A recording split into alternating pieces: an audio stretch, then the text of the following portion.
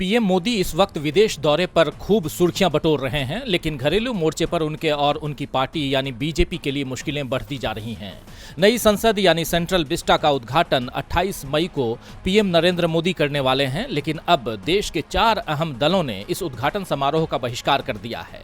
CPM, CPI, TMC और आम आदमी पार्टी चारों दल सेंट्रल विस्टा के उद्घाटन में मौजूद नहीं रहेंगे, क्योंकि इसका उद्घाटन बीजेपी सरकार राष्ट्रपति द्रौपदी मुर्मू से न कराकर पीएम नरेंद्र मोदी से करा रही है। सीपीएम महासचिव सीताराम येचुरी ने ट्वीट किया, जब नए संसद भवन की आधारशिला रखी गई तो मोदी ने राष्ट्रपति को दरकिनार कर दिया था और अब उद्घाटन के मौके पर भी उन्होंने उन्हें नजरअंदाज कर दिया। ये अस्वीकार्य है। संविधान का अनुच्छेद 79 कहता है कि संघ के लिए एक संसद होगी जिसमें राष्ट्रपति और दोनों सदन होंगे। वहीं सीपीआई महासचिव डी राजा ने भी कहा कि उनकी पार्टी उद्घाटन समारोह में भाग नहीं लेगी।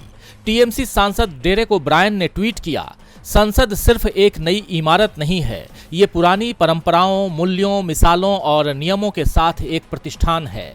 ये भारतीय लोकतंत्र की नींव है। लेकिन पीएम मोदी को ये सब समझ में नहीं आता है। उनके लिए रविवार को नए भवन का उद्घाटन मैं, मेरा, खुद के बारे में है, इसीलिए हमें इस कार्यक्रम में नहीं गिने।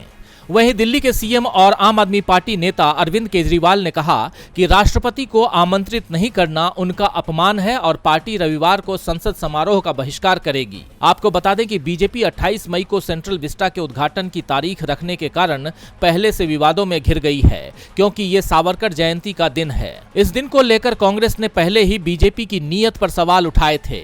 इसके अलावा राष्ट्रपति मुर्मू के हाथों उद्घाटन न करने को लेकर भी कांग्रेस ने बीजेपी को घेरा था। कांग्रेस अध्यक्ष मल्लिकार्जुन खड़गे ने कहा था कि राष्ट्रपति अकेले ही सरकार, विपक्ष और हर नागरिक का समान रूप से प्रतिनिधित्व करती हैं। वो भारत की पहली नागरिक हैं। उनके द्वारा नए संसद भवन का उद्घाटन लोकतांत्रिक मूल्यों और संवैधानिक मर्यादा के प्रति सरकार की प्रतिबद्धता का प्रतीक होता। हालांकि अभी ये साफ नहीं है कि कांग्रेस इस उद्घाटन समारोह का हिस्सा बनेगी या नहीं, लेकिन अगर कांग्रेस ने भी इसका बहिष्कार कर दिया तो बीजेपी की मुसीबत काफी बढ़ जाएगी। बीजेपी की मुसीबतें केवल राजनीतिक दल ही नहीं बढ़ा रहे हैं, बल्कि हरियाणा की महिलाएं भी 28 मई को ही नए संसद भवन के सामने महिला पहलवानों के आंदोलन के समर्थन में अपनी पंचायत करेंगी। यानी अगला रविवार 28 मई का दिन काफी सियासी हलचल से भरा रहने वाला है। डीबी लाइव की रिपोर्ट।